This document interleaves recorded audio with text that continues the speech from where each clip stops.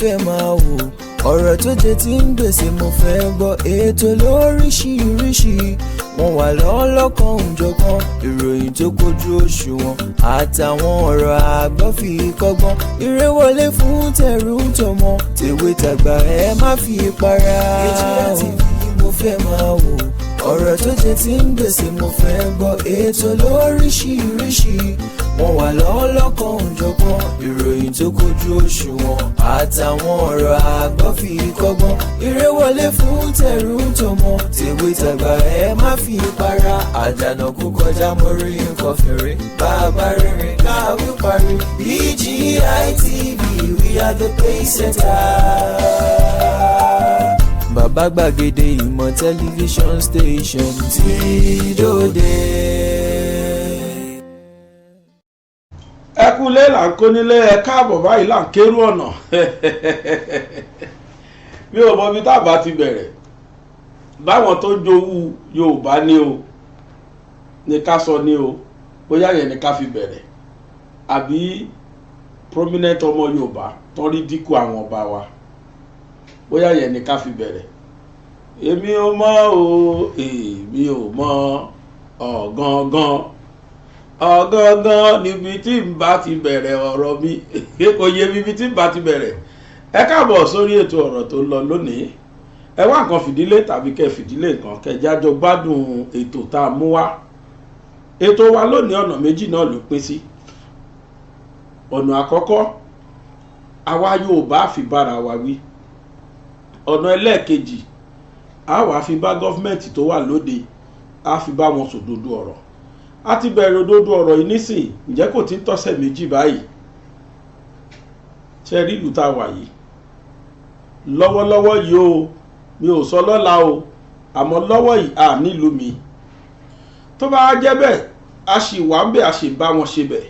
Báwo ni ìlú yìí ó ṣe wá jẹ́ gbígbé nírọ̀rùn fún wa? Ó là wá ń sọ lọ́wọ́lọ́wọ́ báyìí o. Wọ́n ní kí n má dáhùn mọ́. Lánàá mo gboríṣiríṣi kọlù á tó márùn, torí pé mo fọ̀rọ̀ yẹn bẹ̀rẹ̀ ọ̀rọ̀ tí mo fídíò tí mo ṣe lánàá. So àwọn èèyàn wá l'opportunity láti pè mí. Bàbá Gbàgede òótọ́ ni ẹ sọ̀rọ̀ Yorùbá nation mọ́, ẹ ṣe kinní kan mọ́, ẹ lọ wo fídíò tí mo ṣe lánàá, mo ti dá yín lóhùn bẹ̀. Tí dáhùn Yorùbá wá tẹ́ yín lọ́rùn, so be it.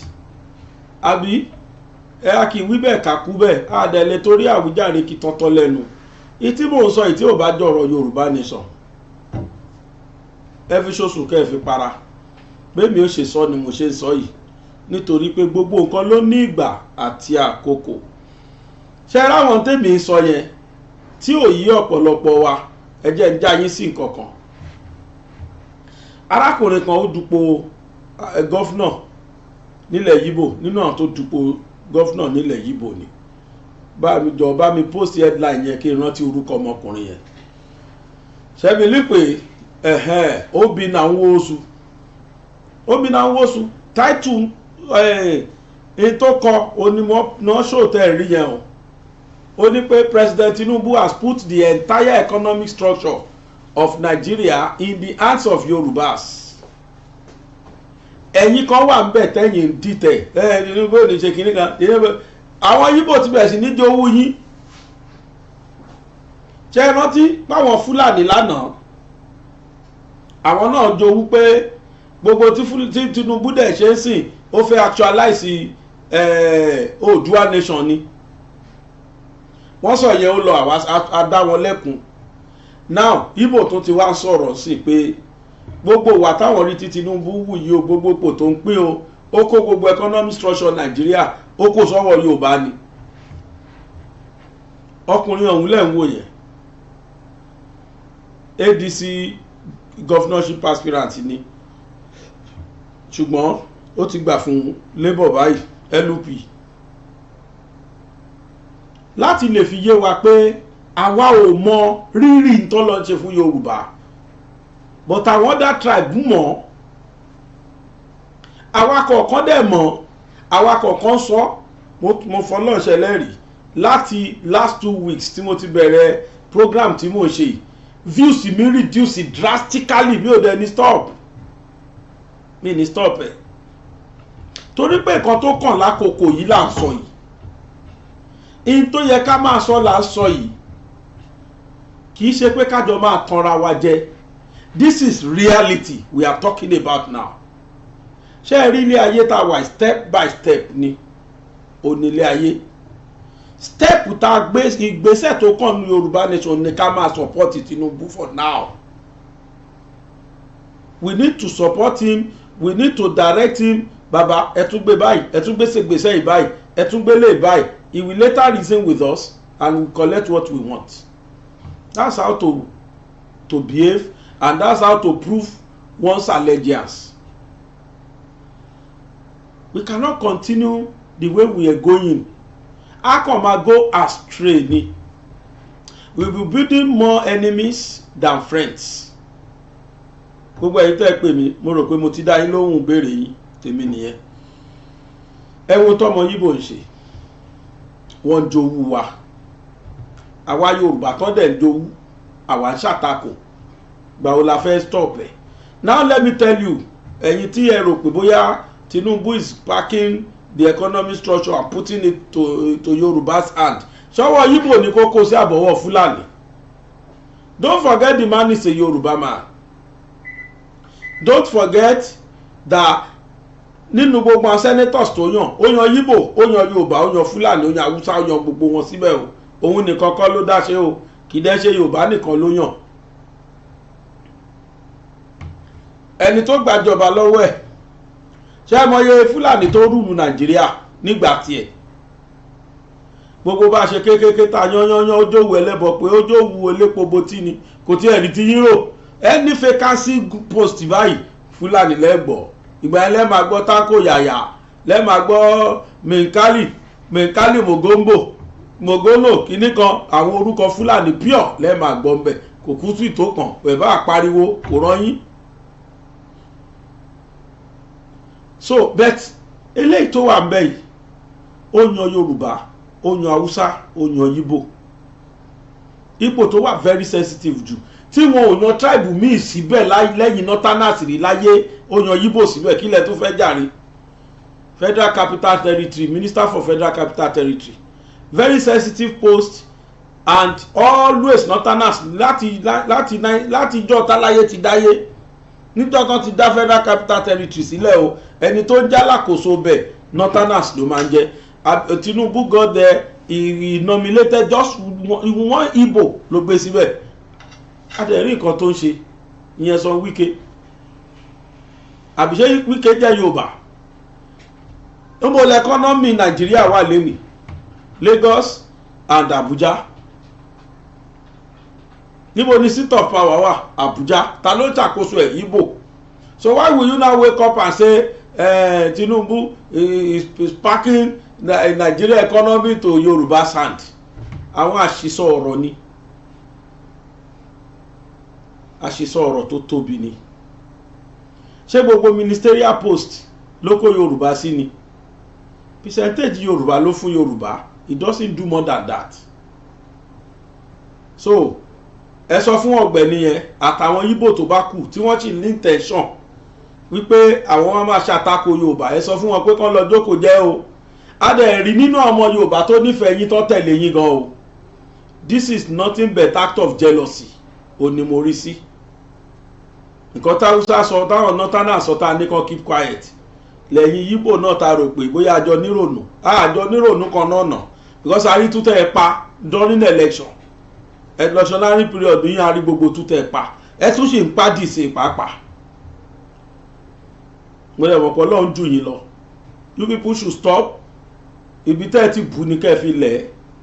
Ẹ fà wá Yorùbá lẹ̀ o, àsìkò tiwa ló dé yìí. Shina Peters ó ní ìgbà tiwa ló dé, àfúrójùjú Shina Peters ìgbà tiwa ló dé. Tẹ́lẹ̀tẹ́lẹ̀ rí ẹ ti jó oríṣiríṣi. Yes now. Nigeria ti wo oríṣiríṣi rí. This is our own time. Àwa ló kàn. Let Yorùbá to excel. Wọ́n ò forí wa gba pààrọ̀. Èsì nìyẹn fún ìwọ Ogo Ṣúkú àbí kí ló porúkọ rẹ̀? Ṣúkú Mèrègè. Owó oṣù, omi náà owó oṣù, èsì tí ẹ nìyẹn. Ẹ wá mọ tán ṣe gbogbo àwọn handles tí wọ́n post kìíní sí gbogbo ẹ̀ pátápátá ló wà lórí Google tẹ́lẹ̀. Ẹ lọ ṣáàṣì fún táìtù yìí, wọ́n ti sáré delete bọ́ aṣáádáná tí wọ́n fi létà làwa ti download ẹ̀. The only thing mistake tí mo ṣe ni pé ó yẹ kí n screenshot gbogbo write up yẹn, mo kàn ká write up yẹn mo kàn send ẹ̀ síbi tá a bá send ẹ̀ sí pé màá rí lò lẹ́nìí kí n lè wà fún lésì. Unfortunately a click sórí ẹ̀ lẹ́nìí deleted. Mo rò pa ti ráwọn ẹgbẹ́ ẹ̀ pé ọ̀gbẹ́ni èyí tó ṣe òun forí ọ̀ká ọmú tàbí ká ti rí Yorùbá tó tákù ẹ̀ kí á ti sáré delete ẹ̀. Nǹkan tó wà lẹ́mìí wọn náà sọ jáde yẹn, nǹkan tó wà lẹ́mìí wọn náà sọ yẹn. Sọ èyí tẹ́ ẹ̀ sì ìfẹ́ kú lórí Yibo, ṣé ẹ rí ìgbògbà wọn, ṣé ẹ rí irúfẹ́ tí wọ́n ní sí yín, ṣé ẹ rí bí wọ́n ṣe láìkì yín tó níjọ́wò síjọ́wò náà. Àì lóṣù mẹ́ta àì lóṣù mẹ́rin tán o, 100 days náà ṣe é ṣe lọ́fíìsì o, post mélòó náà sì pín tó ti di pé Yibo ti ń para. Ẹ mọ̀ bóyá kan tó lọ́dún mẹ́rin tán ọlọ́màjẹ̀ kan sì gbébọn torí kò bá ká wọn lára jù báyìí lọ. So bó ṣe rí nìyẹn tí wọ́n nìyẹn nínú apá kìíní part 2 apá kìíní, let me say scene 1 act 2 scene 1 bó ṣe máa ń pè nínú drama nìyẹn. Act 2 scene 1 la ṣe wà yìí, but apá kejì scene 1 ni pé a rí kan nínú àwọn àgbààgbà ilẹ̀ Yorùbá, àwọn tí tó jẹ́ tá bá rí níwájú nílẹ̀ Yorùbá tó bá sọ̀rọ̀ ọkàn wa balẹ̀ pé a ti rí nínú àwọn tí wọ́n jẹ́ custodians of culture and traditions of Nigeria. But unfortunately bàbá yìí wu ìwà kan tó bà mí lẹ́rù tó dẹ̀ yà mí lẹ́nu. Wọ́n tẹ ojú gbogbo ọba ilẹ̀ Yorùbá mọ́lẹ̀ pátá. But I've always been seeing him as a very respectable man.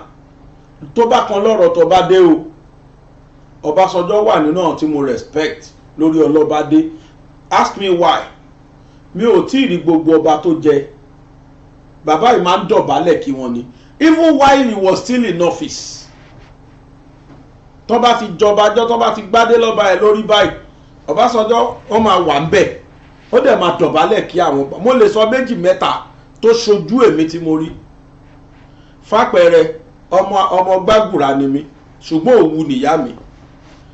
Nígbà tí wọ́n jẹ Àgùrà ti ìlú Gbàgùrà lábẹ́kúta wa, mo fojú ara mi rí ṣe pọ́n sọ fún mi níbi tí bàbá Ọbásanjọ́ ti nà tán pátápátá fún the then ọba late kábíyèsí Àgùrà ti ìlú Gbàgùrà Sàbúrì ni wọ́n jẹ́, mi ì mọ orúkọ tó kù mọ́. Wọ́n dọ̀bálẹ̀ tán fọ́ba yẹn mo rí. Aláké tilẹ̀ ìgbà tán ṣe 10th birthday bàbá lágbára Ọlọ́run adé amọ́rí o, ìrùkẹ̀rẹ̀ àpẹ́ lọ́wọ́ yín, bàtà pẹ́ lẹ́sẹ̀. Mo máa ṣe fídíò fún yín láìpẹ́ lágbára Ọlọ́run, mo ṣe kójọ ni títí ọ̀la máa ṣe fídíò fún Aláké by Monday ẹ̀rí wò lágbára Ọlọ́run. Now nígbà tá Aláké tilẹ̀ ìgbà jẹ ní 2005 tí mi ò bá ṣì, Obasanjo was still president then. Wọ́n dọ̀bálẹ̀ tán pátápátá ni mo fojú ara mi rí, kì í ṣe pọ́n sọ fún mi. Nígbà tí Ọọ̀ni jẹ nífẹ̀ẹ́, mo rọ́ Ọbásanjọ́ tó dọ̀bálẹ̀ ń bẹ̀. Nígbà tí current Aláké tó wà ń bẹ̀ yìí jẹ, Ọbásanjọ́ lẹ́wọ́ yẹn tó dọ̀bálẹ̀ fọba. He has that culture. But unfortunately nǹkan tó wá ṣẹlẹ̀ nísẹ̀yìn ní kò yé èmi. Nǹkan tó ṣẹlẹ̀ nísẹ̀yìn ní kò yé mi. Torí pé láìpẹ́ yìí Gọ́fúnà Ṣèyí Mákindé pé former president Ọbásanjọ́ as a special guest, wọ́n invite wọn ọ̀nà Ògbómọ̀ṣọ́ sí Ìṣẹ̀yìn. Mo rò pé wọ́n ṣí ọ̀nà yẹn. Mi mọ nǹkan tó ṣẹlẹ̀ o, bóyá tó ní president ò jókòó lé dáadáa ní o. Torí mi rò pé irú nǹkan báyìí president in power ló yẹ kán invite, but to my dismay he invited Ọbásanjọ́. Yẹn Ọbásanjọ́ went there. Ohun tí wọ́n display ní ibẹ̀ ó yà mí lẹ́nu pátá. It might be correct that tí gọ́fúnà bá wọlé tàbí president èèyàn gbọ́dọ̀ dìde fún, ṣùgbọ́n ṣé pẹ̀lú àwọn ọba wa ló yẹ kó jẹ́ ni? ọba ba lórí ohun gbogbo la gbọ́ lóòótọ́ o the office of obas wọ́n ti dàrú débi wípé kódà local government chairman ó fẹ́ pàtàkì ìjọba lọ àbí gbogbo tó jọ mọ́ ọ̀rọ̀ ọlọ́bádé under ministry of local government and chieftaincy affairs ló wà gbogbo tó jọ mọ́ ọ̀rọ̀ ọlọ́bádé ní state kọ̀ọ̀kan o under ministry of local government and chieftaincy affairs ló wà nígbà tó ti incorporate ipò ọba wọ̀jọba kí ni wọ́n pè ń jọba gan nílẹ̀ Yorùbá kò sí tó ń pè níjọba ju ìjọ àwọn ọba àwùjọ àwọn ọba àkójọpọ̀ gbogbo àwọn ọba náà pè níjọba torí gbà tá a dálẹ̀ Yorùbá sílẹ̀ àwọn ọba ni wọ́n ń ṣe olórí kò sí tó jẹ́ gọ́fúnà àmọ́ gbà tó Yìbò gbé gọ́fúnàsì tí wọ́n dé tí wọ́n jí sísítẹ̀mù wa tá a fi ń ṣe ipò ọba tá a fi ń ṣe ìlú they copied from us. They copied from Yorubas in the 18th and 17th, in the 17th and 18th centuries. Tó Yìbò kan wọ Nàìjíríà wá, wàláì wọ́n rí full administration lọ́dọ̀ Yorùbá. Yorùbá ní system tó fi ń ṣèlú nígbà náà. A ní kóòtù tiwa, aláwọn adájọ́, ọba ló máa ń jádájọ́. Lóòótọ́ àwọn ọba míì ṣi àsìkò lò wọ́n ń ṣipò lo injustice wà gbàgbà mí o tí ó dẹ̀sẹ̀ tó lè bi wọ́n léèrè torí orúkọ wọn ni pé kábíyèsí kò sẹ́ tó lè bi wọ́n tó bá ṣe wọ́n ṣe gbé ni. But when democracy, when the so-called government dé tó Yìbò la everybody lójú ó di nǹkan tí wọ́n incorporate ọba sí abẹ́ governor ó di nǹkan tó jẹ́ pé ọba wà lábẹ́ governor. So Obasanjo might be correct to some extent wípé ọba governor ju ọba lọ but tá a bá wò tá a bá fi traditional eyes wò mi rò pé ó yẹ kí ọba kankan kó wà subservient to any governors mi rò ìdí ni pé àwọn ọba míì ti ń jẹ kódà kan tó bí governor mi ṣùgbọ́n kan tó jọba lọ́wọ́lọ́wọ́ ìnílẹ̀ Yorùbá tán bá ti mọ́ mọ́yè dandan ni kí gọ́fúnà rectify ẹ̀ tó rọ́ máa gẹ̀ẹ́sẹ̀tì ọba yẹn kó lè máa gba sálárì tó bá jẹ́ pé nǹkan tí Yorùbá lè ṣe ni ẹ wo lẹ̀ Yíbò ẹ wo lẹ̀ Haúsá ẹ wo gbogbo wọn tó jẹ́ pé àwọn a máa fọ́n bá wọn lọ́wọ́ ṣé ti ẹ̀rí lẹ̀ Yíbò àti ilẹ̀ Haúsá ooo àwọn yẹn ọmọ ga o àwọn méjèèjì emir ní gbogbo ìlú ilẹ̀ Haúsá kẹ́ẹ̀tì ẹ̀ tó débẹ̀ ńkọ́ kẹ́ẹ̀ tó rí ńkọ́ kẹ́ẹ̀ tó fojú kan láàfin ẹ̀ ńkọ́ kò lè gbọ́ pé presidential candidate wà bí president fúnra ẹ̀ dé kọ́ba wá dìde kó lóun lọ kí odidi emir rárá o òun ló máa wo ààfin wá kí ọba.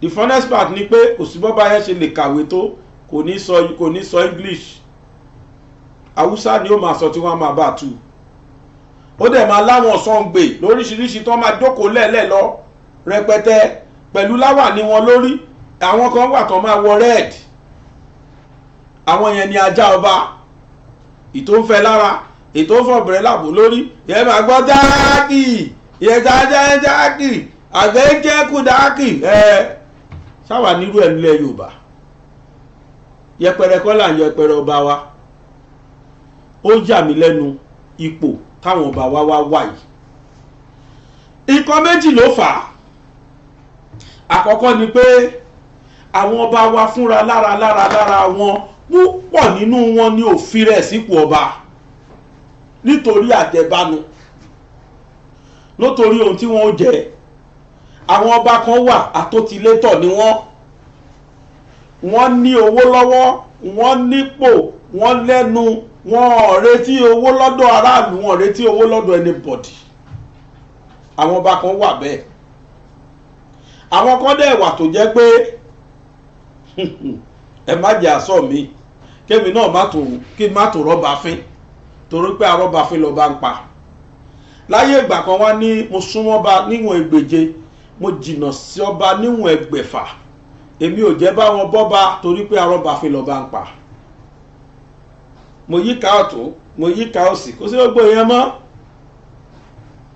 ẹ jẹ́ ká wò látorí oyè táwọn ọba wa yàn ẹni mélòó ló mẹ́rìt oyè tán yàn sí ipò tán fi dá wọn lọ́lá oyè tán yàn ẹni mélòó ló mẹ́rìt ẹ̀ náà tán fún mọ́ kí nìdí ṣebí torí owó tó ń gbà lọ́wọ́ wọn ni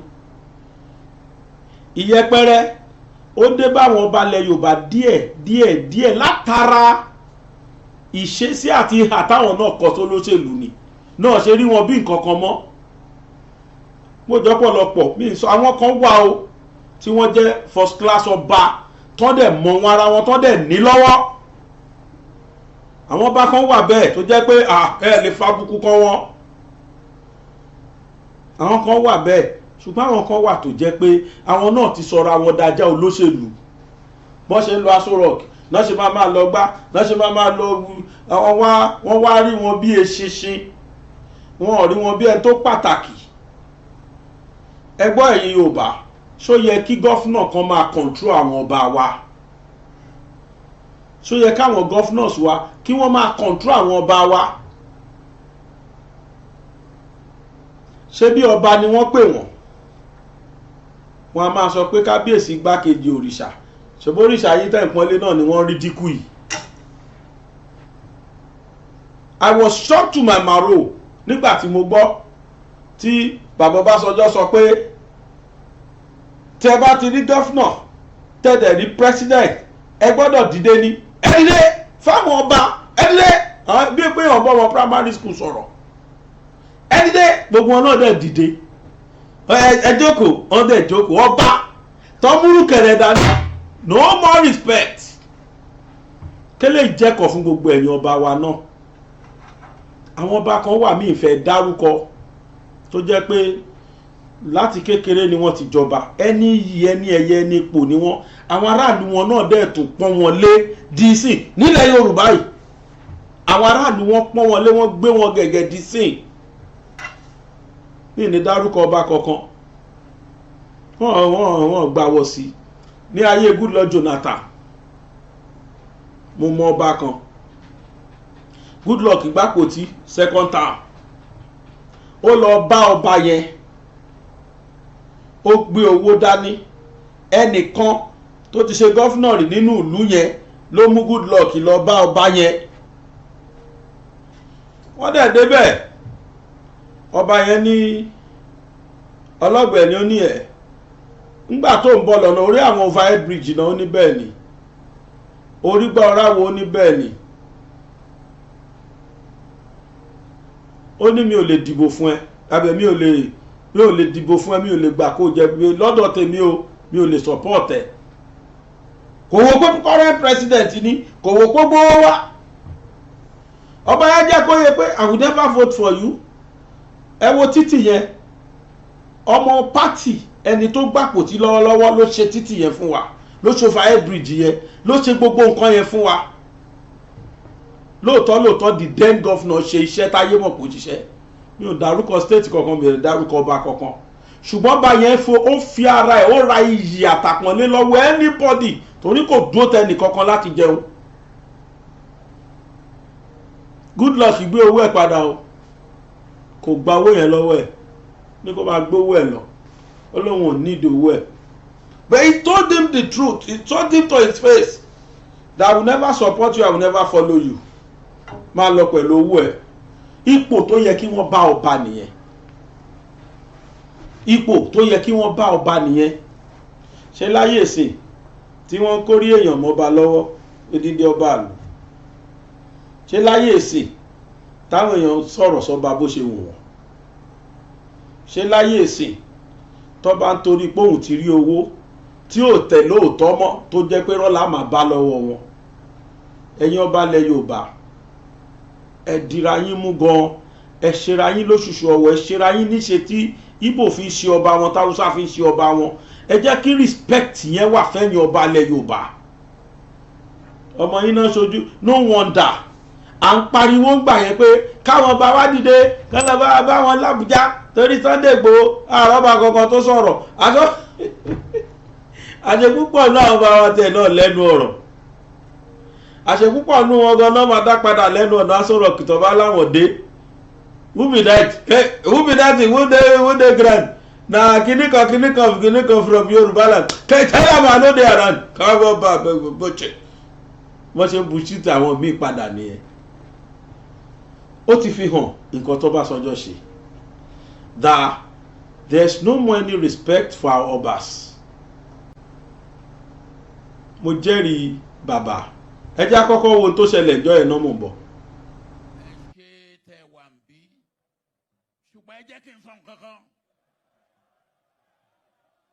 Ibi tí gómìnà bá wà tàbí president bá wà kò sí ọba náà ó ń láti dìde fún gómìnà tàbí fún president.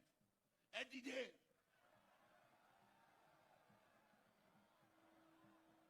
Ẹ jókòó.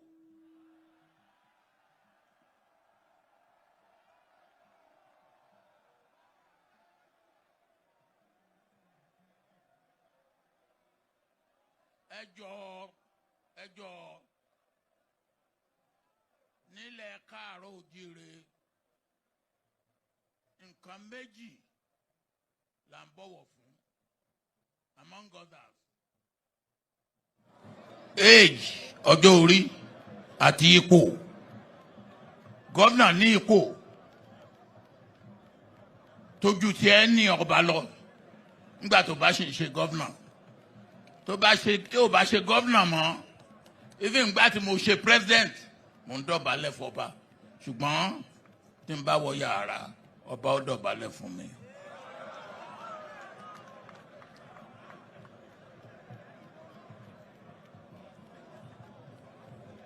So ẹ jẹ́ kí a gbé àṣà wa ká gbé lárugẹ.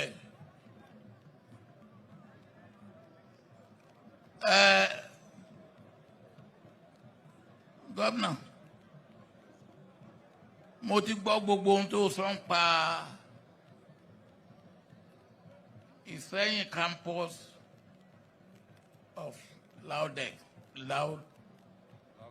Lautech. Inú mi dùn o, torí kò sí ohun tó ṣẹlẹ̀ ní Ìsẹ́yìn tí ò kàn mí.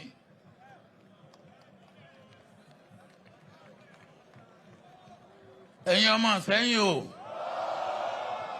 mo bá yín yọ̀. Mo bá yín yọ̀. Inú mi dùn.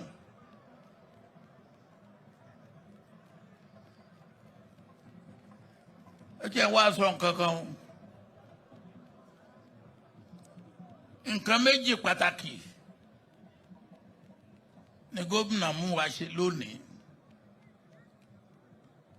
Ọ̀nà tá a gbà láti Ọ̀yọ́ débí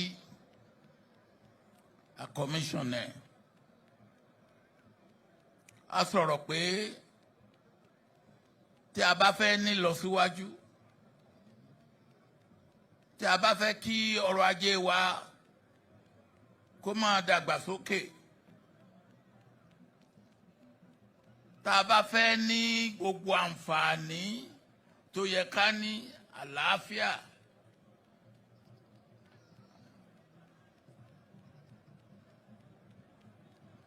àti ìdàgbàsókè bó ṣe yẹ kí á ní,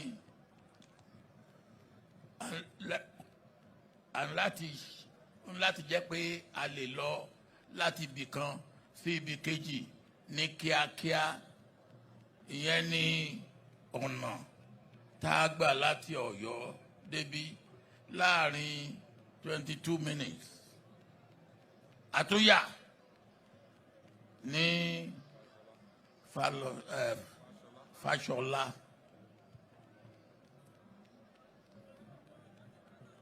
Ó tún rí ohun tí gómìnà ń ṣe ní Fáṣọlá.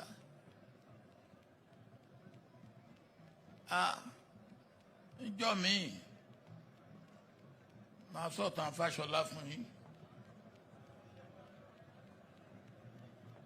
After the Second World War,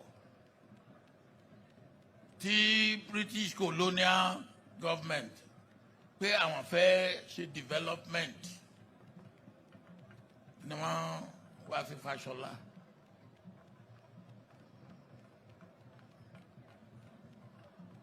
Ọ̀dọ̀ Aláàfin ni wọ́n lọ lọ́jọ́ yẹn lọ́hùn.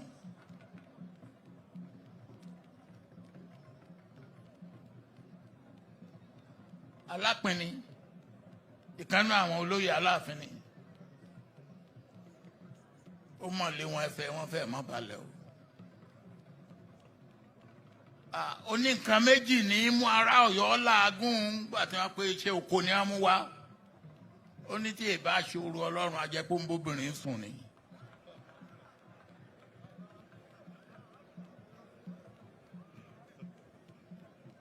Ẹni tó ń ṣe ìtumọ̀ ẹ̀ kò lè ṣe ìtumọ̀ bó ṣe jẹ́ fún òyìnbó. Ìyẹn provincial officer. Ó wá sọ fún yẹn ó ní wọ́n pé ó ní Aláàfin pé wọ́n padà wá àwọn a máa ń rò ó.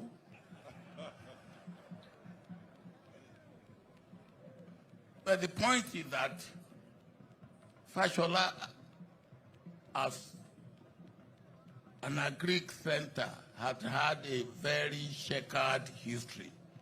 Governor mo dúpẹ́ lọ́wọ́ ẹ̀ pé ó tún mú ògo Fashola padà.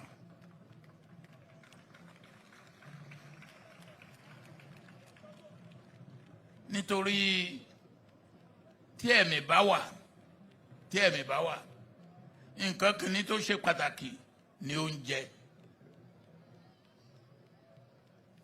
Tí ẹ̀mí bá wà, nǹkan kejì ni àlàáfíà, food, health. Nǹkan kẹta ni education.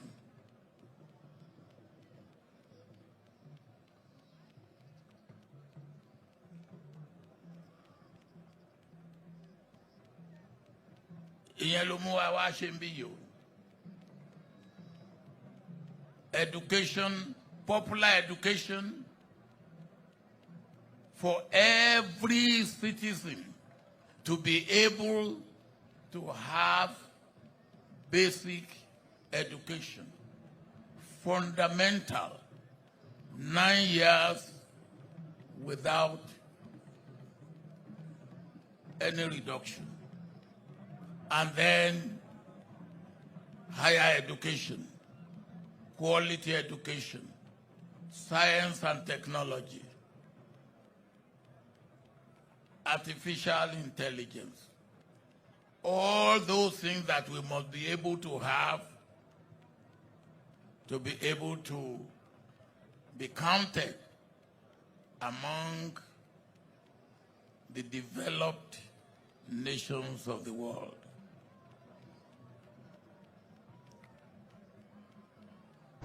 Kódà ọmọ primary school ìwọ̀nba ni teacher lè command wọn bẹ́ẹ̀ yẹn mọ́. Even if you are correct according to constitution, àwọn ọba gbọ́dọ̀ àbí àwọn èèyàn gbọ́dọ̀ dìde fún gọ́fúnà tí gọ́fúnà bá dé. Ọba aládé la pè wọ́n, ọba aládé. Àwọn ọmọ constitution Nàìjíríà èmi ò mọ̀ o, ṣùgbọ́n ohun tó yẹni ló yẹni, okùn ọrùn ò yádìyẹ. Ẹ wá kọ̀máǹdì àwọn ọba aláàbẹ̀ ẹ̀ wo class àwọn ọba yìí ni, they are all first class ọba. Ẹ̀dọ́kò bí ẹni pé wọ́n jẹ́ ọmọ nursery school, ọmọ kindergarten, ọmọ téèyàn bí gan ó níwọ̀nba bó ṣe yẹ kó control ẹ̀ mọ́. Ẹ̀wọ̀n yẹn ṣe Ọlọ́run bàbá wa mi tó yín búsà o. Bàbá mi tó yín bú o, ṣùgbọ́n ìtẹ́ ṣe ìta àgbàdé ni o. Ibi ẹlò àgbà sí yìí kò èmi ò rò pé bínú bá dẹ̀ ń bíyàn yẹ kí wọ́n máa control ara ẹ̀. Mo mọ̀ pé ẹ̀yin náà mọ̀ pé ṣe mistake, ẹ ṣinú bí ni. Mo mọ̀ pé ṣinú bí ni. torí Ọlọ́run gbogbo ẹ̀yin ọba wa ẹ̀yin náà ẹ jẹ́ káwọn èèyàn máa oh God ẹnu ọmọ ò gba bàbá pàdé mọ́ báwo la ṣe ṣe léyìí nísìnyí báyìí kí ni ká ṣe sí i ẹbí náà fẹ́ sòwò àbí a ṣe wá ṣèlú báyìí a sì ní gbà hùn a ní gbà hùn a ní gbà kéèyàn ò yàn wà mẹ́bọ a sì ní gbà hùn kí báwo láti a ṣe sí tó ẹ̀yin kábíyèsí wa ẹ̀yin náà ti rí báyìí ṣùgbọ́n o mo jẹ́rìí ikú bàbá yèyé o Aláàfin tìlú Ọ̀yọ́ ká ní bàbá wà ń bẹ̀ ni rárá o kì í jẹ́ ti bàbá tọmọ kó má làálàá mo jẹ́rìí bàbá ẹ̀sàmpù ẹ̀kan ni mo fẹ́ kán play fún wa yìí kẹ́ ẹ gbọ́ gọ́fúnà tó jókòó nígbà tá Aláàfin dé táwọn commissioners ẹ̀ náà jókòó tí wọ́n proof supremacy lórí Aláàfin ẹ gbọ́rọ̀ tá Aláàfin sọ sí wọn bá ń play ẹ̀. gbogbo àwọn commissioner tó jókòó múlẹ̀ ẹ̀gọ́ Aláàfin wa sépò tó fi ń sílẹ̀ kò ní dà fún owó yìí. ẹ wò mí tí mo dé ẹ dìde kẹ dọ̀bálẹ̀ nítorí sẹ́tẹ̀ gbà lọ́dọ̀ rẹ̀ ìwọ gómìnà yìí nígbà tèmi ti ń lọ ọkọ̀ tí mo wà ní insurance tí mo ti ń lọ ọkọ̀ ó ṣẹ̀ṣẹ̀ jáde secondary school òun wáṣẹ́ tó ṣe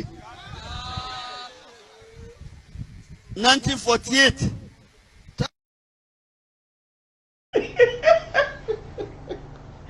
ọmọ ogun tí kò gbọdọ̀ pọ̀ ọmọ àrùn tàbí ò gbọdọ̀ ṣe ẹgbẹ́ Aláàfin irú ẹ̀ ti ṣẹlẹ̀ rí Aláàfin ní gbogbo ẹ̀yin commissioners ṣé tó sọ fún yín nù Aláàfin dé Aláàfin ló tún retí kan tiẹ̀ dìde fóun pàápàá yes àwọn ọba tó pọ́nra wọn lé nìyẹn àwọn ọba tí wọ́n dúró lórí àpọ́nlé nìyẹn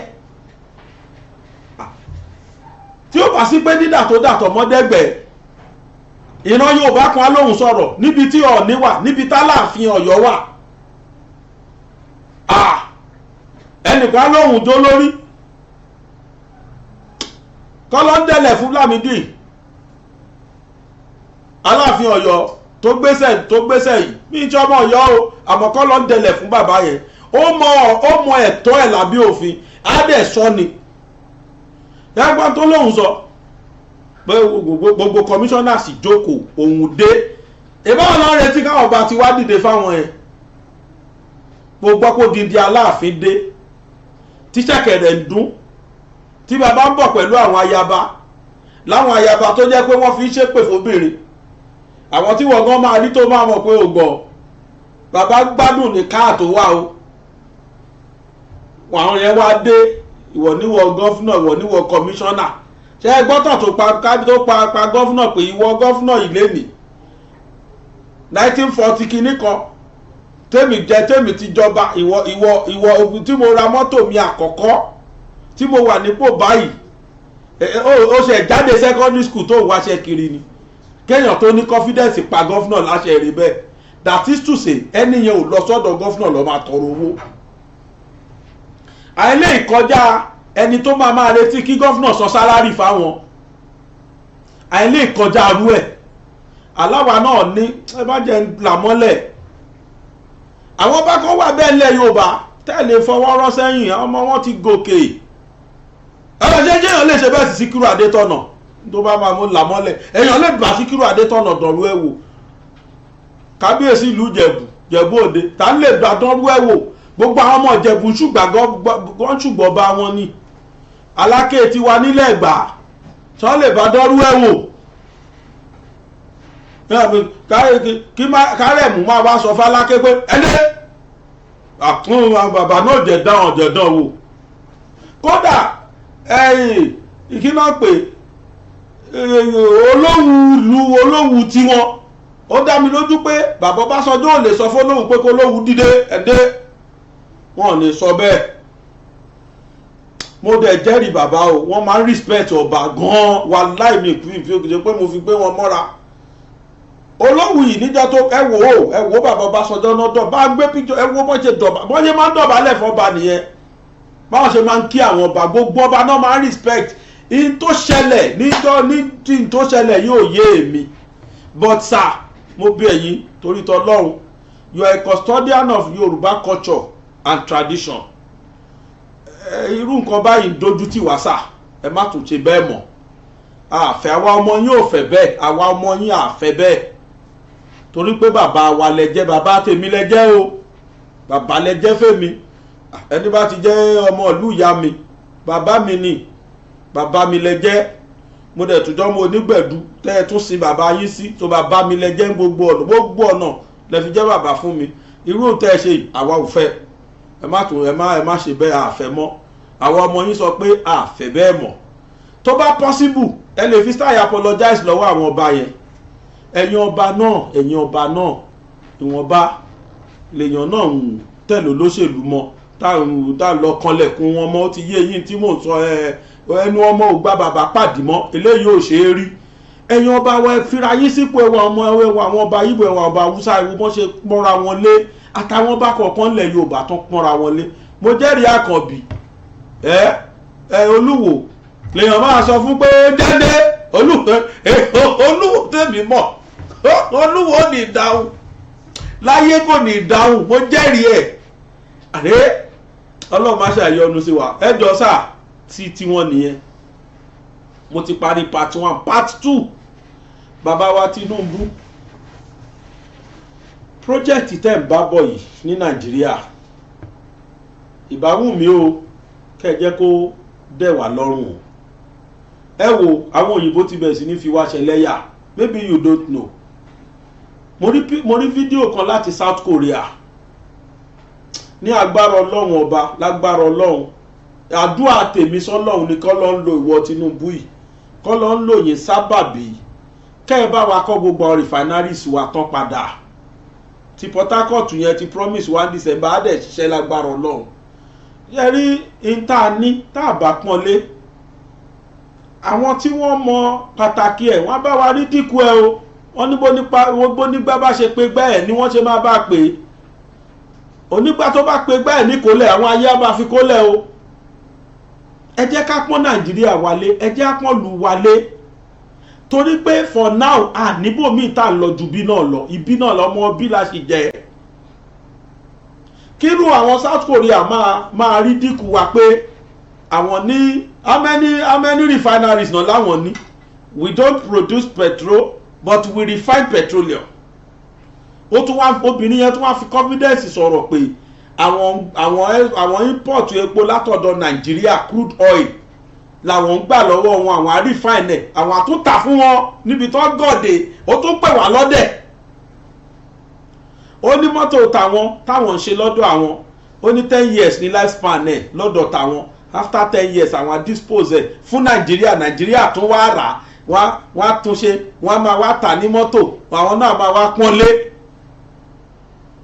Olómi àwọn máa ra crude water lọ́dọ̀ Malaysia, àwọn wá refine ẹ̀, àwọn àtúnṣe, àwọn wá lọ tà padà fún Malaysia. Ó sàn fọ́ǹbù. Ṣẹ́jú ẹ̀ wá ni ẹjọ́ ẹ̀kọ́. Ewúrẹ́ tó mèrè jẹ ló ní kí gbẹ̀gìrì ṣàn. Gbogbo àwọn olórí tá a ti ní tẹ́lẹ̀ tí wọn ò rẹ́dì láti túlù yìí ṣe, àtàwọn tá a yàn sípò káàkiri, mínísítà ní sẹ́nétọ̀ ní kọ̀ọ̀kan ní, tí wọn ò rẹ́dì láti túlù ṣe ju kán jí owó wa kó lọ, owó tó yẹ kán fi ṣe àwọn refineries fún wa, tí wọn ò ṣe. Ó ló fà tí South Korea fi lẹ́nu ọ̀rọ̀. Wọn ò refine epo ṣùgbọ́n wọ́n ní refinery. Wọn ò lépo ṣùgbọ́n wọ́n refine epo lu wọn. Àwa tá a ní oil well, tá a ní gbogbo ẹ̀ lọ́dọ̀ wa, where is our refinery? Àyàkó ti létà. Kí ni business tiwa láti máa ta crude oil jáde? If we say crude oil, ṣé ẹ mọye product ta tà jáde yẹn? Ata paraffin jáde, ata kerosene jáde, ata petrol jáde, ata oil jáde, ata many things. This one no. Even jet fuel ata jáde. Only we South Africa have the largest oil refinery in the world, but we don't have any single natural resources. So we buy crude oil from Nigeria, refine it and still sell it back to them. We even buy drinking water from neighboring countries. All our cars have a lifespan of 10 years. After it expires, we sell the condemned cars to Nigeria and Ghana. South Korea tour guide makes jaw dropping revolution máa fi fídíò ẹ̀ hàn yìí akọ̀ka yẹn ní nítòbìnrin yẹn sọ nìyẹn ó láwọn àgbà lọ́wọ́ Nàìjíríà àwọn alọ́ refine we have the largest refineries in the world. I couldn't imagine. The woman was fumbling. Ó dùn mí pé fídíò yẹn ò pẹ́ ó tún ṣe so many things lẹ́yìn ẹ̀ but ẹ tó record ẹ̀ bóyá ó jí record ò send ẹ̀ ní I wouldn't know. For us to know what is going on all over the world ó lè mí ṣe ń pe gbogbo ẹ̀yin ọmọ Nàìjíríà wípé ṣẹ́rẹ́ tó wà ń bẹ̀ yìí Yorùbá ni tọ́lọ́bá ló ń fẹ́ lò láti fi tún Nàìjíríà ṣe mo dẹ̀ sọ fẹ́yìn náà bí President Tinunbu ìtẹ́ bẹ̀rẹ̀ yìí ẹ bá wa ṣe kó yanjú ẹ jẹ́ káyé yìnyín ẹ jẹ́ kí ayé sọ pé nígbà tí yín ní Nàìjíríà rojú nígbà tí yín ní Nàìjíríà ló rọ́wọ́ mú. Return us back to the olden days. Return us back to when the glory of Nigeria was glowing. Ẹ rí pé gbogbo ayé ló máa yìnyín. Ẹ bá wa tackle corruption. Mo kà lé nísìn dollars tó ti wọ 900 plus. Ọjọ́ wo la fẹ́ bọ́nú ẹ̀? Why can't we have 1 naira to $1? Àti ní rí náà. Nígbà tí foreign reserve wa tó jẹ́ pé àwa la tún ní debt kankan ní from other countries àyàwó lọ́wọ́ ẹnìbọ̀ àwa la tún ní foreign reserve. Ṣé gbogbo owó tó ní kálukú ń jí kó yẹn ṣé kò ti tó lọ́tọ̀ ni? Ìjẹta la kà ń bí nígbà tí wọ́n kó 400 trillion Emefiele àtàwọn ẹgbẹ́ mo ti ẹ̀ gbọ́ pé Tinunbu for us to know that bàbá yẹn mọ tó ń ṣe ó dẹ̀ ń listening ṣe gbọ́ pé wọ́n ti lọ yan another central bank governor confirmed one ìtọ́wà mẹ́wọ́n ti yọ dànù because wọ́n ti indicted wọ́n ti yan new central bank governor. The man is looking for ways of taking Nigeria out of that mud. Bá mi kọ orúkọ ẹ̀ síta. Wọ́n wọ́nà láti yọ Nigeria kúrò nínú mud. And I know by God's grace Ọlọ́run á fún yín ṣe. Ẹ bá wa wá gbogbo ibi tí owó wa há sí ẹ kó jáde. Ẹ má wá fi ṣe olè gbé olè gbà. Ẹ bá wa ná judiciously síbi tó yẹ kẹ́ ná sí. Tí irú South Korea woman yẹn bá lè máa fọ́ǹbù wípé àwọn ní largest refinery in the whole world. If Dangote single soul, a single man, can build the largest refinery in Africa, what is happening to Nigeria? Táwọn ò lè build the largest refinery even in the whole world. Alówó ẹ̀ lọ́wọ́. Ìlú tó lówó débi wípé wọ́n kó 400 trillion nínú ẹ̀ tí ó lè affect economy wa tá a mọ̀. Nigeria bá ti kú náà. Tó bá jẹ́ pé mo sọ ní last week pé alówó ju America lọ ẹnìkan ní kóró gbá lẹ́nu mi mo sọ mo tuntun sọ ni ṣé wọ́n lè jí 400 trillion lọ́wọ́ America ká America má ti wó. We are talking of 400 trillion not 400 billion. Tó bá ṣe 400 trillion sí dollars ṣe mọ iye dollars tó máa jẹ́ tírú dollars yẹn bá kó nu America economy kí ló kù? America is using parasitic life. Parasite ni wọ́n they feed on Africans. Nigeria dá dúró ni we don't feed on anybody. Àwọn èèyàn ló tún jí owó wa náà ń jí ọrọ̀ wa kó lọ. I know what I'm saying. Ẹnìkan ṣo sector kan láṣìírí central bank nìkan ṣoṣo láṣìírí yẹn o 400 trillion. Wọ́n bá bẹ̀rẹ̀ sí ní túndí àwọn ministries míì káàkiri ẹ̀mọye trillion tó ń jí gbé nínú Nàìjíríà ẹyọ kan. Kò dẹ̀ wo that country must be a very strong country. Dr. Layemi Cardoso, yes, that's the new central bank governor now. That is what we are saying. Government tó fẹ́ ṣiṣẹ́ ó nìyẹn. Kì í ṣe pé kán máa sọ fún ẹ gbogbo ìgbà pé eléyìí o kò dáa ká ẹ tó sì máa nú mọ́ ẹ mọye ìgbà tó ìdá ìtì màgù tó change ẹ̀ kán tó change màgù ẹ mọye ọdún. Ìgbọ̀n máa change ẹ̀ta náà tún gbé síbẹ̀ ìgbọ̀n máa tún change ẹ̀mẹ̀ tó gbé síbẹ̀. Emefiele gbogbo wọn ṣe pariwo tó tún gbogbo ayé pariwo àwọn ìyá yẹn tiẹ̀ sọ lórúkọ oríṣiríṣi Emofele emele fi emele oríṣiríṣi orúkọ Buhari ò torí ẹ̀ change ẹ̀ but a listening government ẹ ti dàmọ̀ ẹnìkan sọ nínú kọ́mẹ́ǹtì pé bàbá Gbàgede gbanú ẹ mọ́ ó wá àìpù Tinúbú lójú wa ni tó bá jẹ́ ní tó jọ lójú ẹ nìyẹn carry on mo dẹ̀ fún lésì o if you don't like what I'm saying please stop watching my program for now títí tí màá máa fi sọ ní tó fẹ́ padà if that is what you want à ń sọ bílù ṣe máa bó ṣe máa dẹrùn fún wa à ń sọ báwa náà ṣe máa jẹun tán tá máa fi toothpick táyín ẹ bọ́ sí gbòòrò kẹwò ìyà tó ń jẹ àwọn èèyàn ẹ bọ́ sí gbòòrò kẹwò bára ṣe ń ní àwọn èèyàn à ń sọ nǹkan tíjọba yìí lè ṣe tára lè fi dẹ̀ wọ́n dé àwọn èèyàn ẹ jẹ́ kí lè wú yín lórí President Tinunbu ẹ bá ń play video woman yẹn ẹ jẹ́ ká gbọ́ tí woman yẹn sọ. One of our main resources is oil. We're the largest oil refinery in the world. So we buy oil from Nigeria and we refine them and we sell it back to Nigeria. Yeah.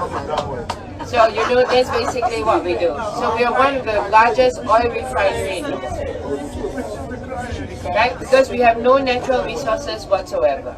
You know, if somebody tells us, you know, we even buy our water. We buy water from Malaysia. We buy crude water from Malaysia. We desalinate them, we purify it, and we sell it back to Malaysia. Don't judge us. We need to make some money somehow. So you know, our car, all our cars have a lifespan of 10 years. After that, we either scrap it or we resell it. We sell it to places like Indonesia, Ghana, we sell it to Nigeria, and all this. So these are the people that will come and buy our 10-year car. What they do is they modify it. You drive on the left hand, right? Right, so but ours is on the right hand. So they purchase this 10-year car, right? With a lifespan of 10 years. They buy this car and they modify it and they sell it super expensive in your country.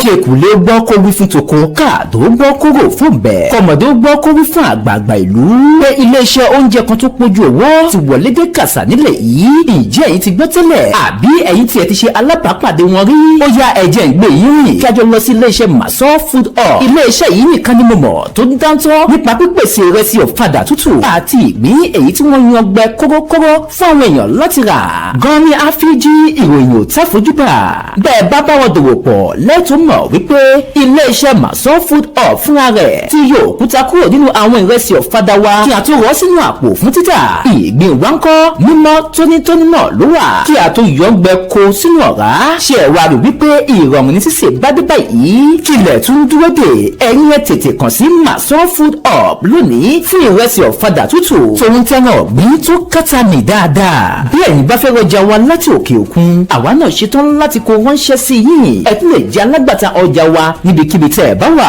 ẹ̀lú wọn rèé 0802-955-3494 0802-955-3494 tàbí 0703-012-4167 0703-012-4167 Maso Food Hub ló wípé ẹ ṣe ìrẹsì ọ̀fadà kí ẹ tún fi ìgbé tó mú ta lé.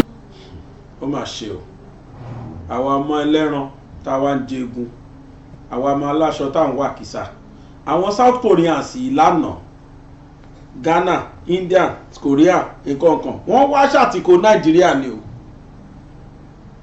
bẹ́ẹ̀ mo sọ wọ́n wá ṣe àtìkò lọ́dọ̀ wa tẹ́lẹ̀ ni o wọ́n wá dẹni tó lẹ́nu ọ̀rọ̀ lẹ́nì sí wa wọ́n dẹni tó lẹ́nu ọ̀rọ̀ sí wa ẹjọ́ wọn kọ́ náà ẹ̀bí tó kúnbọ̀ làwọn náà fi ń ṣayé lóòótọ́ lẹ́yìn olóṣèlú tó lè afford the new cars ìbálòkù òyìnbó láwọn náà rà tá a máa celebrate pé mo ra mọ́tò àwọn èèyàn náà tún máa pọ́n lé ẹ kú oríire o ẹ̀mí á lò ó mọ́tò tó yìnbó ti lògbò ìyẹn wà ní lọ́dún kan tán abẹ́sì ní máa yàwọ́ a máa wá gbowó a máa gbòbì bí ìṣìṣọ́ bí ti ṣọ́gbó ó di kéèyàn máa kó sọ́dọ̀ òrìṣà kúnlẹ̀ bọ́ bí nọ́ọ̀tì kan ṣàgbogbo yọ lẹ́nì sí àárín àṣẹlẹ̀ lọ́la wọ́n á sọ fún yín pé wáìpà ló yọ lọ́túnla ìyẹn máa yọ ọwọ́ kiri. Láyé àtijọ́ kí ló ń jẹ́ Tòkunbọ̀ Nàìjíríà? Ẹni tó ń fi wá ṣẹlẹ́yà níbi tá a gòdè, ẹni tó ń fi wá ṣẹlẹ́yà nípa àwọn làwọn ní the largest refinery ní the whole world. Àwọn ò lépo bẹ̀tà àwọn ní largest refinery, àwọn refine epo àwọn àgbà lọ́wọ́ Nàìjíríà, àwọn àrífine àwọn àtúntà fún wọn, wọ́n wá ń fi wá ṣẹlẹ́yà. Ẹ̀rí bóyá ṣẹlẹ́yà nu mọ́tò yẹn wọ́n tọ̀ ọ̀nà wà ó. Gbogbo wọn ọmọ Malaysia ọmọ South Korea ni wọ́n wá ń fi wá ṣẹlẹ́yà. Eléyìí yẹ kó jẹ́ ẹ̀kọ́, kó jẹ́ ìpèníjà fún gbogbo ẹ̀yin tẹ́ wà nípò lórí Nàìjíríà báyìí pé ẹ̀rín tẹ́ fi wá níyẹn láìpẹ́ àwa náà máa fi yín rẹ́rìn padà. Òyìnbó ní who laugh last laugh best. Wọ́n ti fi wá rẹ́rìn tiwọn kórí wá dẹ̀ wú ẹ̀yin tẹ́ jó lórí wa. Kẹ́ ẹ bá wa túlù yẹn ṣe débi pé kí South Korea kan yẹn kán wá ṣe tourism nílùú wa. So possible? Ó possible tẹ́ bá ready. Willingness yẹn la need, readiness la need. Irú woman yìí mo máàkì ojú ẹ̀. Ìjọ́ kan ń bọ̀ tóun náà máa tẹ̀ láwọn tó máa wá ṣí rìfànárì wa lágbára Ọlọ́run. Bí n bá rí ìjọ yẹn máa pè pé màdàmú wo tó ṣe jọ sí tó rí pọ́lọ́ mú ẹ báyìí. Nigeria too can afford it. Ṣá lè fi 400 trillion ṣá lè fi kọ́ biggest refinery tán ni. Owó wa tán jíkó títàwọn Central Bank jíkó 400 trillion ṣá lè fi ṣe biggest refinery in the whole world tán. Káti ẹ̀ lẹ́yọkan kẹ́yọkan wá jẹ́ the biggest so far. Wọ́n ní America ìyẹn ní ó ní refinery tó scatter kiri ni láì lépo. Oníkálùkù wọn kọ́ refineries káàkiri torí pọ́ ti mọ̀ páwa kó ti létà máa gbé epo wa wá crudely. Kí ló ṣẹlẹ̀ sígbà tá à ń refine epo Nàìjíríà? Kí ló ṣẹlẹ̀ sí sìn tá à lè refine epo mọ́? Kí ló dé tí refinery wọn ò lè ṣiṣẹ́? Tinunbu lòun ṣe refinery kò ṣiṣẹ́ December, Obasanjo ní kò lè ṣiṣẹ́ torí pé òun náà ti lè experience ẹ̀ pé wọn ò jẹ́ òṣìṣẹ́ lóòótọ́, iṣẹ́ àwọn cabals ni. Kélé yìí jẹ́ ẹ̀kọ́ fún gbogbo ẹ̀yin cabals tẹ́fẹ̀ẹ́ kí Nàìjíríà work. Ṣẹ́rí, they have reduced us to agent of mockery káàkiri the whole world. They are mocking us, giant of Africa lánàá àti the ant of Africa lẹ́nìí. There are some African countries lẹ́nìí tó jẹ́ pé the economics is progressing every day. Mélòó lówó wá lé bá mọ́ nínú àwọn African countries?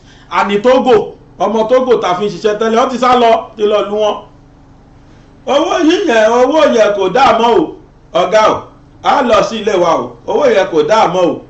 Wọ́n ṣe sọ nìyẹn ká tó mọ tó ṣẹlẹ̀ wọ́n ti get out. Owó wọn ti ń bí tòwó wa, they believe that kí náà tó fẹ́ máa ṣe ń bí. Láyé àtijọ́ bẹ́ẹ̀ bá kó 50,000 naira Nàìjíríà dé Ghana ẹ fẹ́ ra president Ghana wálé. Bẹ́ẹ̀ bá kó lọ Benin gbogbo Benin lẹ máa rà tán. Láyé ìsìn wọ́n ti sà 50,000 lẹ́gbẹ̀ẹ́ owó wọn. When are we going to wake up? The leaders in Nigeria.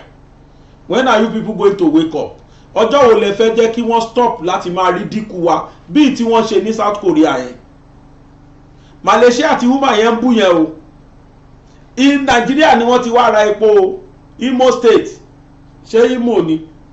Ibo ni Okorocha ti jẹ gọ́fúnà? Ó dà pé Imo náà ni.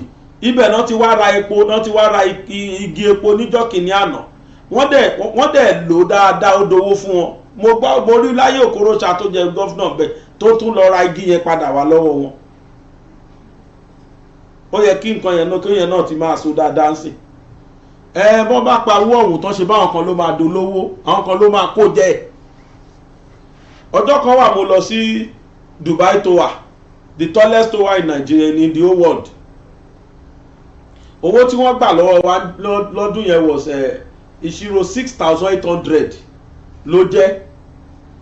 Nígbà tí máa wo tíkẹ́ẹ̀tì tán fún mi ní ọjọ́ yẹn 110,000 kìíní kan ní nọ́mbà tèmi gbà, which means èèyàn bí 100,000 plus ti wá wo bẹ̀ yẹn níjọ́ yẹn, and they come all over the world. Mo wá rò lọ́kàn mi jọ yẹn pé mo lóhun rèé o, ó ní wọ́n ṣe dáadáa báyìí tí wọ́n ń fìdùnnú pawó sápò ìjọba wọn kó jẹ́ Nàìjíríà ló kọ́rù tallest building tí gbogbo ayé wá wò àwọn kan ti di trillionaire látàrẹ̀ torí tíkẹ́ẹ̀tì yẹn àwọn kan ló máa lọ tẹ̀ sọ́wọ́ ṣe rí ọ̀tí tá a bá pa corruption Nàìjíríà ọlọ́jọ́ dà mọ́ àfi tá a bá rí corruption yẹn pa wọ́n á lọ tẹ tíkẹ́ẹ̀tì yẹn ni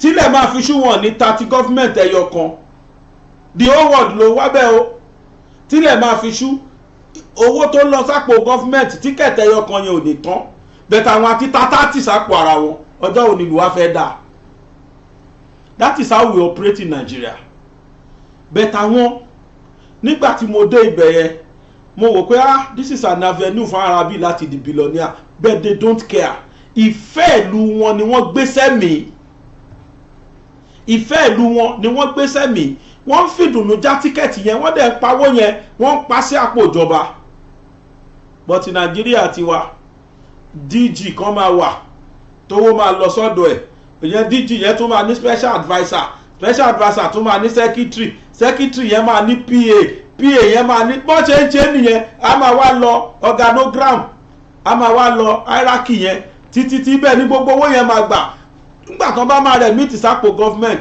nínú 1 billion wọ́n lè máa remit ju 100,000 lọ ẹ lọ wo custom ẹ lọ wo jamb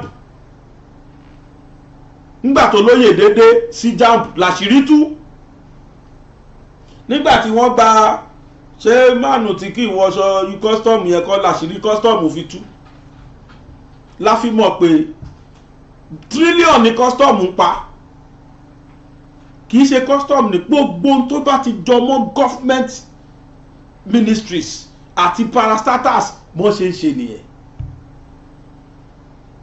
ọjọ́ wo la fẹ́ bọ́ àfi kí a overall ara wa ná àfi ká kọ́kọ́ gbéfẹ́ yẹn sẹ́mi how can I contribute positively to this country àní mo wo tíkẹ́ẹ̀tì yẹn mo ní Nàìjíríà àwọn èèyàn ti di billionaire lọ rẹpẹtẹ lára kínní bẹ́ẹ̀ làwọn èrò ń dé pìtìmù tó ń dé tó fẹ́ wá wo tó wà yẹn àbí Burj Khalifa kan náà ń pè é Burj Khalifa náà ni àbí hòtẹ́ẹ̀lì tó kọ́ sórí omi oríṣiríṣiríṣi àbí dolphitarium wọn àbí dancing water gbogbo àwọn ibi tó jẹ́ tourist center tá ara bí yẹn fọwọ́ ara wọn create owó ńláńlá náà pa ń bẹ̀ wọ́n dẹ̀ ń gún owó yẹn kápò government but Nàìjíríà ọlọ́run o àwọn kan ti wà tó máa dolówó bàjẹ́ látàrẹ̀ tí government ò ní rówó ń bẹ̀ àwọn nǹkan tó ń pàlú yìí nìyẹn ló ṣe jẹ́ káwọn South Korea máa fi wá ṣe lẹ́yà South Korea àwọn ajá láǹgbà wọn ò parọ́ náà obìnrin yìí ò parọ́ káṣù ẹ̀sìn kóòtù pó bá wà lórúkọ jẹ́ wípé àwọn gbépo lọ́wọ́ wa tó bá jó parọ́ mọ́ wa ni ó láwọn gba crude oil lọ́wọ́ wa àwọn ò ní oil ṣùgbọ́n àwọn refine epo àwọn àtúnwá tà padà fún Nàìjíríà àwọn ẹgbẹ́ wọn wá fi wá ṣe ẹlẹ́yà bí ká sọ pé àwa mú ọlọ́run ayọ̀ wá o láàjà bọ́m̀bẹ̀ o ẹ̀sà àwọn tá à sọ yìí àsọ nítorí wípé kẹ́ ẹ lè gbọ́ kẹ́yìn náà lè wò pé eléyìí ló kọ́ eléyìí ló kọ́ àmọ́ pé ní prototype yín but our one grassroots we are showing you and we are calling you to the attention of what is happening in this country ọ̀nà kan ṣó tá a lè gbà rí láti fi contribute positively sí success ìjọba yín torí àwa fẹ́ kẹ́ succeed afẹ́kára tù wá afẹ́kára ni wá epo tá à ń rà lọ́fíìsì wa tẹ́lẹ̀ ó mà ṣe o epo 7,000 là ń rà tẹ́lẹ̀ 7 odidi ké ńláńlá mẹ́ta ó dẹ̀ máa gbé wa fún nídìí ọ̀sẹ̀ kan àbọ̀ nísìn ó ti di 57,000 ó ti gbé 50,000 lórí ó ti gbé 50,000 lórí bí eré bá a ṣe ń rà nìyẹn èlò lára dátà tẹ́lẹ̀ ó ti wá di problem a lè continue báyìí o àìmọye businesses ló ti pack off kílù yẹn lè dá òun làwa ń sọ yìí pé ẹ bá wa ṣe the right thing sir kí ràn South Korea ẹyẹ fi wá ṣe lẹ́yàmọ̀ bẹ́ẹ̀ dá American embassy wọ́n á fi yín pa àní bẹ́ẹ̀ dé South Africa embassy nsìn wọ́n á tún fojú méjì wò wá kódà Ghana gan wà skeptical about Nigerians now àwọn gbogbo àwọn tí wọ́n ń ṣọmọ ọ̀dọ̀ lọ́dọ̀ wa tẹ́lẹ̀ India ló kọ́ èmi ní class 1 ló kọ́ mi physical and health education Mrs. Thomas mi lè gbàgbé ẹ̀ àwọn ló kọ́ mi physics India ni gbogbo wọn náà wá ṣàtìkó Nigeria when our money was very powerful when we love this country when the leaders love this country tí wọn ò tí dájú pé káwọn máa kówó wa ná kọ́ máa kó jówó wa kó lọ sókè òkun owó tí ò tí ta wà láàlú ná tẹ́ ń kó lọ òkè òkun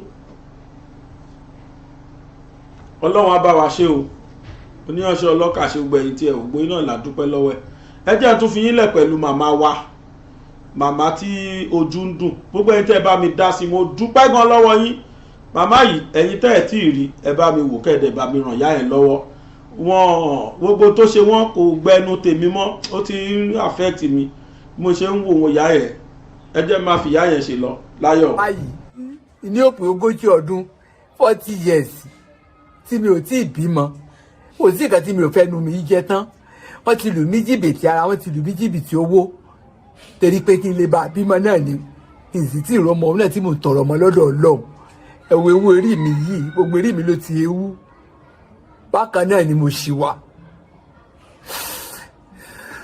oṣù yìí ló pé ọdún 11 tí mo ti wà nínú òkùnkùn ayé 11 years péyàn wọlé tá ń wọlé ni mí yìí mọ̀ sọ pé ta nu ni ètò Ọlọ́run bá ní kó dá mi lò bọ́kùnrin wọlé bóbìnrin wọlé n ò dá fèsì èèyàn mọ̀ n ò dá nǹkan kan mọ̀ ó kàn làálẹ̀ ni mi ò rí nǹkan kan ó fọ́ lójú pátápátá mi ò rí nǹkan kan ṣàdédé ni mo sùn ni mo lálàá pé ọmọ ọkọ mi ó gbá mi lójú ọ̀tún yìí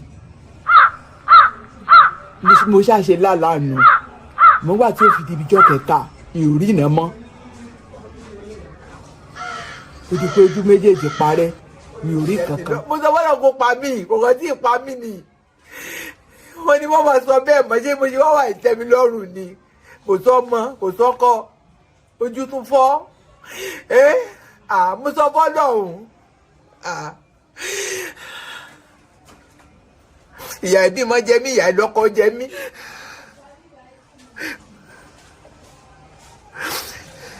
agbègbè tí mò ń gbé kò tẹ́ mi lọ́rùn ó kàn gba kámú ni tó bá ti di bójò bá ti rọ̀ oríṣiríṣi àìsàn ni mo máa ń dojú kọ bí yẹn mú bí nǹkan kan tẹ́ pé wọ́n tún lọ bá mi pe nọ́ọ̀sì ni. tìmí sí aláàánú kan tí ó lómi jẹ́ mi nù. ilé tí mò ń gbé ó ti di ilé àlàpà ó ti di ilé ahoro èmi nìkan ni mò ń gbé gbogbo inú ilé. tìmí sí aláàánú kan tí ó lómi. tójò bá sì rọ̀ gbogbo eré bẹ́ẹ̀dì mi gbogbo páànù ilé mi ní jò gbogbo eré bẹ́ẹ̀dì báyìí gbogbo ẹ̀ ní omi ò mọ̀ dà sí. tìmí sí aláàánú kan tí ó lómi jẹ́ mi nù.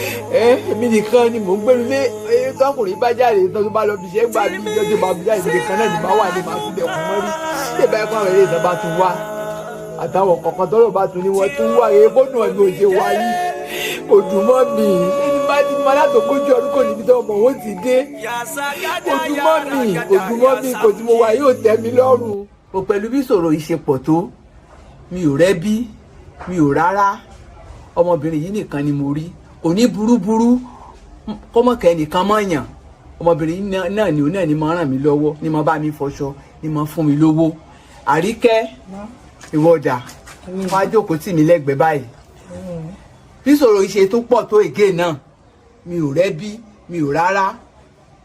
Gani tí mo mú mi tọrọ owó nì Gani mo bọ̀ wá à ń la lábà kò síbi náà ti mọ̀ wá ní gbogbo alábà kò síbi náà ti mọ̀ wá lájégúnlẹ̀ kò síbi náà ti mọ̀ wá lẹ́kọ̀ọ́ gbogbo Òdúmọ̀tà Òkè Àárín gbogbo bí tí mo ti mọ̀ ń tajà tẹ́lẹ̀ gbogbo sáìdì ọ̀nà Jàǹkàrà lọ́hùn tẹ́lẹ̀ ń bá rí báyìí yóò mọ̀ sunkún ni pé. Orúkọ tèmi ni Àríkẹ́ láti bí ọdún 5 ni mo ti mọ màmá tí mo dẹ̀ ti dúró tì wọ́n látara ìtàn gbésí ayé wọn ò bímọ wọn ò dẹ̀ tún rí iná mo wá sọra mi di ọmọ wọn mo máa bá wọn fọṣọ mo bá wọn tún lé ṣe mo bá wọn dáná láti pé tí má ṣiṣẹ́ lọ gan mo máa ń dá sí méjì látara pé mi fẹ́ kán máa lọ tọrọ bárà mọ́ mo máa fi fún wọn lóúnjẹ. kódà àwọn èèyàn máa ń lérò pé màmá yìí ló bí mi ni táwọn èèyàn bá wo fídíò yìí ni wọ́n yẹ̀sọ̀ wá mọ̀ pé ìyá ìkọ́ ló bí mi mo kàn dúró tì wọ́n nítorí bọ́n ṣe wà kò lè jẹ́ kí n fi wọ́n lẹ̀. yàtọ̀ sí pé màmá ò rí iná